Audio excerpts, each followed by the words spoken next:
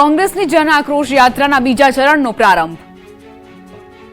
ખેડાના પ્રસિદ્ધ ભાગવેલ ધામથી કોંગ્રેસની જન આક્રોશ યાત્રાના બીજા ચરણનો પ્રારંભ। ભાતીજી મહારાજના મંદિરે શાસ્ત્રોક્ત વિધિ મુજબ ધ્વજારોહણ કર્યા બાદ વિશાળ જનસંમેલન યોજાયું, જેમાં પ્રદેશ પ્રમુખ અમિત ચાવડા, બનાસકાંઠાના સાંસદ ગેનીબેન ઠાકોર સહિતના પક્ષના ઉચ્ચ નેતાઓ, સ્થાનિક આગેવાનો અને મોટી સંખ્યામાં કાર્યકરો ઉપસ્થિત રહ્યા। પ્રદેશ પ્રમુખ અમિત ચાવડાએ ભાજપની ડબલ એન્જિન સરકારને લઈને શાબ્દિક પ્રહાર કર્યા હતા। તો આ મહાસંમેલન પૂર્ણ થયા બાદ જન આક્રોશ યાત્રા ડાકોર રવાના થઈ, જ્યાં ભગવાન રણછોડરાયના મંદિરે ધ્વજારોહણ કર્યા બાદ વિશાળ જનમેદનીને સંબોધવામાં આવશે। આ યાત્રા થકી આગામી દિવસોમાં મધ્ય ગુજરાતના વિવિધ વિસ્તારોમાં ફરીને જનમત મેળવવાનું કામ કરશે। સુરતમાં એક ગેંગસ્ટરની પોલીસે શાન ઠેકાણે લાવી। સુરતના ભેસ્તાન વિસ્તારમાં આતંક મચાવનાર ઇમરાન મુડીનો મૂડ ભેસ્તાન પોલીસે બગાડી નાખ્યો। મારામારીના અસંખ્ય ગુનામાં વોન્ટેડ ઇમરાનની બરાબર પોલીસે સર્વિસ કરી નાખી। ઇમરાન હાથ જોડી પોલીસ સામે કાકલુદી કરતા નજરે પડ્યો। સુરત શહેરમાં અસામાજિક તત્વો કાયદામાં રહેશે તો ફાયદામાં રહેશે। ઇમરાન મુડી હાથ જોડી માફી માંગતા રડતા રડતા કહેતો નજરે પડ્યો કે સાહેબ, આજ પછી કોઈ ગુનો નહીં કરું। ભેસ્તાન પોલીસ મથકના પીઆઈ અલ્પેશ ગાબાણીએ ખુદ મેદાને ઉતરી રિકન્સ્ટ્રક્શન કર્યું। આરોપી ઇમરાનની બધી હેકડી ઉતરી ગઈ। ઇમરાન પર ભેસ્તાન, સચિન જીઆઈડીસી સહિતના અલગ અલગ પોલીસ મથકમાં અનેક ગુના નોંધાયેલા છે। બેંકમાં સોનું ગીરવે મૂકી લોન લેનારા સાવધાન થઈ જજો।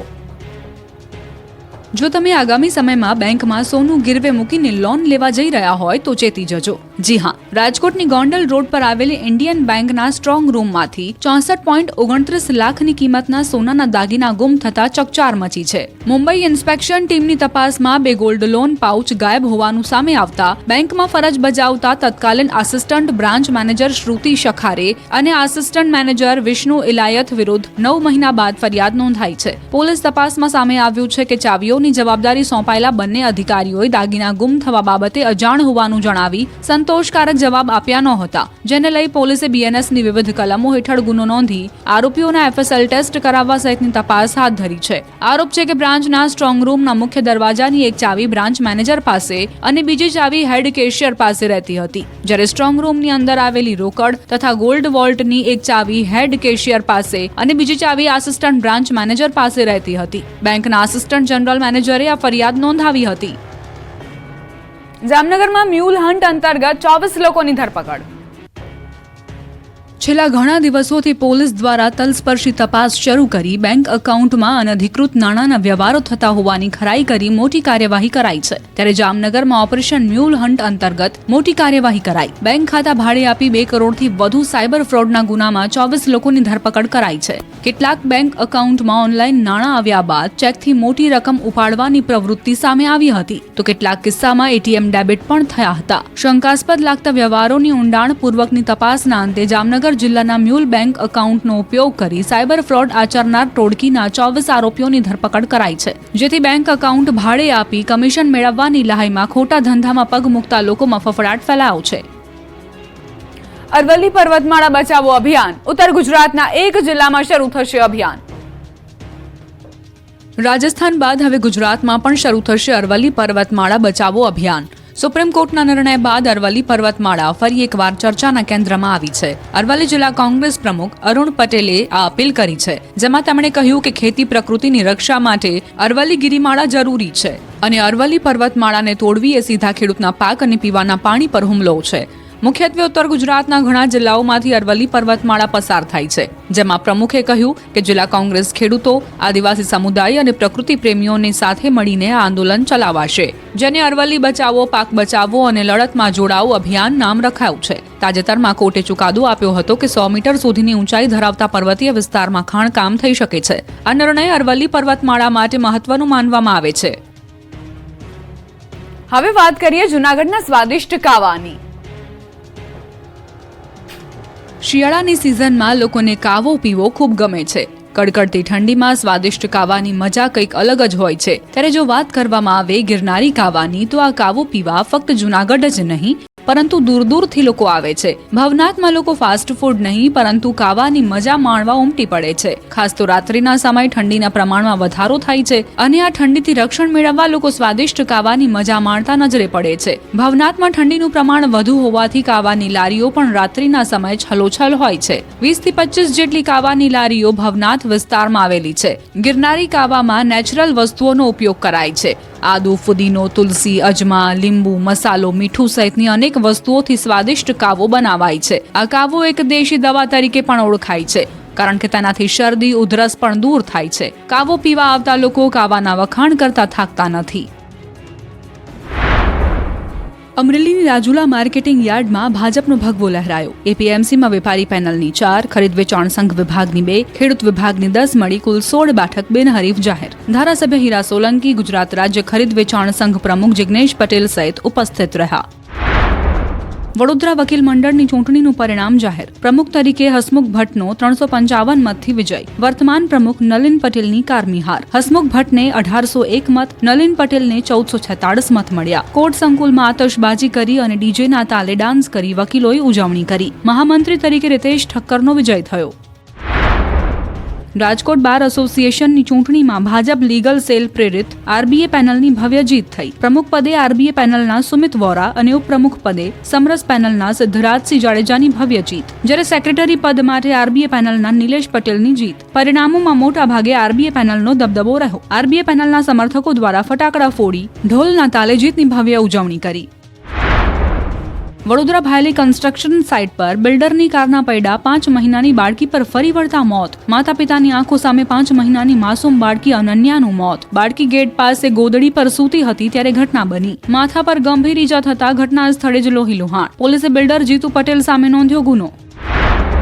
સુરેન્દ્રનગરમાં ગેરકાયદે લીલા લાકડાની હેરાફેરીનો પર્દાફાશ. ચોટીલા રાજકોટ હાઈવે પરથી 2 કરોડથી વધુનો મુદ્દામાલ જપ્ત. લાકડા ભરેલા આઈસર અને ટ્રક સહિત કુલ 15 વાહનો ઝડપાયા. 2.40 કરોડનો મુદ્દામાલ કબજે. કોઈ પણ મંજૂરી કે પરવાનગી વગર લીલા લાકડાનું ગેરકાયદે કટિંગ અને વહન કરતા હતા. યુનિવર્સિટીના ઉત્સવ અને ઓલિમ્પિક જેવા ભવ્ય સ્પોર્ટ્સ આયોજન વચ્ચે કેસીજી દ્વારા બહાર પાડવામાં આવેલા આઉટસોર્સિંગ ભરતી પરિપત્ર સામે ઉગ્ર વિરોધ. વિદ્યાર્થીઓ અને કર્મચારીઓએ કાળી પટ્ટી બાંધી વિરોધ નોંધાવ્યો. માત્ર 21,000 પગારે 11 મહિનાની આઉટસોર્સ ભરતીનો વિરોધ. પરિપત્રને તાત્કાલિક પરત ખેંચવાની માંગ.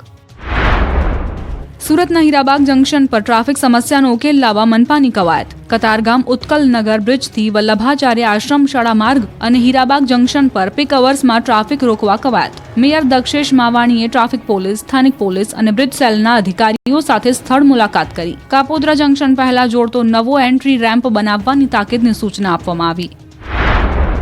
જામનગર મહાનગરપાલિકાની વર્ષ 2025ની અંતિમ સામાન્ય સભા મળી. જનરલ બોર્ડ દરમિયાન વિવિધ કામોની મંજૂરી અપાઈ. વિપક્ષે હોસ્પિટલોમાં પીએમજેએવાય યોજનામાં થયેલા કૌભાંડ અંગે પ્રશ્નો ઉઠાવ્યા. આ ઉપરાંત શાળાના પટ્ટાવાળા અને શિક્ષકોની ઘટ અને ભરતીને લઈ સવાલો કર્યા હતા.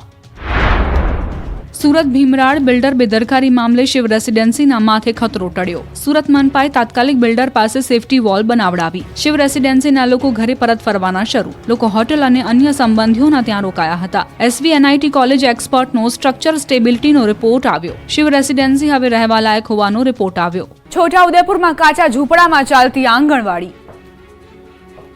યાદગાર બાળપણ અને ઉજ્જવળ ભવિષ્યના ઘડતર માટે વાલીઓ પોતાના બાળકોને નંદ ઘરમાં મોકલે છે, પરંતુ છોટાઉદેપુર જિલ્લાના નસવાડી તાલુકાના કેટલાક ગામમાં આંગણવાડીના કારણે ભવિષ્ય જ નહીં પરંતુ જીવન જોખમમાં મુકાયું છે. નસવાડી તાલુકાના કાંધા ગામે 10 થી વધુ બાળકો આંગણવાડીમાં ભણે છે, પરંતુ ગામમાં મકાન ન હોવાથી આંગણવાડી કર્મચારીના કાચા ઝૂંપડામાં ચાલે છે. સડેલા લાકડાની છત પર તાડપત્રી ઢાંકવામાં આવી છે, જે ગમે ત્યારે પડી શકે છે. નાની જગ્યા અને સુવિધાના અભાવે બાળકોને રમકડા પણ નથી મળતા. વરસાદ અને વાવાઝોડાની પરિસ્થિતિમાં વાલીઓ બાળકોને ઘરે રાખવા મજબૂર બને છે. ગામ લોકોનું કહેવું છે કે અનેક રજૂઆત છતાં કોઈ નિરાકરણ નથી આવ્યું. જો કે આ મામલે આંગણવાડી સેવિકાએ જણાવ્યું કે ટૂંક સમયમાં આંગણવાડીનું નવું મકાન બની જશે. ત્યારબાદ આંગણવાડીને ત્યાં ખસેડવામાં આવશે. જો કે હવે આંગણવાડીના નવા મકાનનું કામ કેટલા સમયમાં પૂરું થાય છે તે જોવું રહ્યું.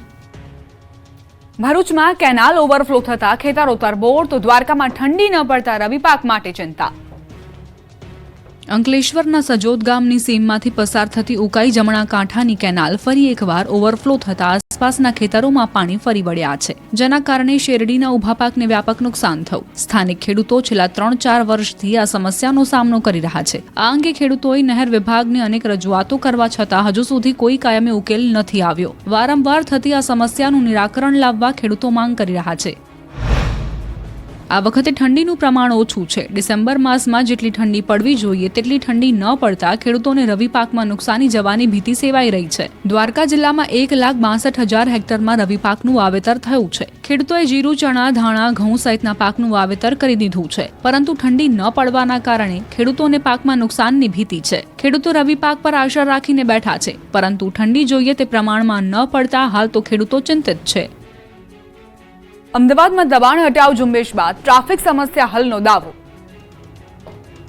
અમદાવાદ મ્યુનિસિપલ કોર્પોરેશન દ્વારા 1 એપ્રિલથી 15 એપ્રિલ 2025 દરમિયાન 7 ઝોનમાં હાથ ધરાયેલી સઘન દબાણ વિરોધી ઝુંબેશ હાથ ધરવામાં આવી હતી, જેને લઈ શહેરના માર્ગો ટ્રાફિક મુક્ત બન્યાનો દાવો કરાયો છે. આ કામગીરી હેઠળ 11,000થી વધુ લારી ગલ્લા, 90,000થી વધુ અન્ય સામગ્રી અને હજારો બોર્ડ બેનરો દૂર કરવામાં આવ્યા છે. સાથે જ ગેરકાયદે પાર્કિંગ સામે કડક વલણ અપનાવી 18,000થી વધુ વાહનો લોક કરી કુલ 1 કરોડથી વધુનો વહીવટી ચાર્જ વસૂલવામાં આવ્યો છે, જેના પરિણામે શહેરના મુખ્ય અને આંતરિક રસ્તાઓ પર વાહન વ્યવહાર વધુ સરળ અને સુવ્યવસ્થિત બન્યો હોવાનો દાવો કરાયો છે. લાંબા સમયથી ચાલતી ટ્રાફિકની સમસ્યાને હળવી કરવા માટે અમદાવાદ મનપાએ 7 ઝોનમાં વ્યાપક અને સઘન કાર્યવાહી હાથ ધરી હતી. તો 9 મહિનામાં 18,488 વાહનોને લોક કરવામાં આવ્યા અને 18,175 વાહનોને દંડ કરાયો, જેના કારણે ગેરકાયદેસર પાર્કિંગ પર નિયંત્રણ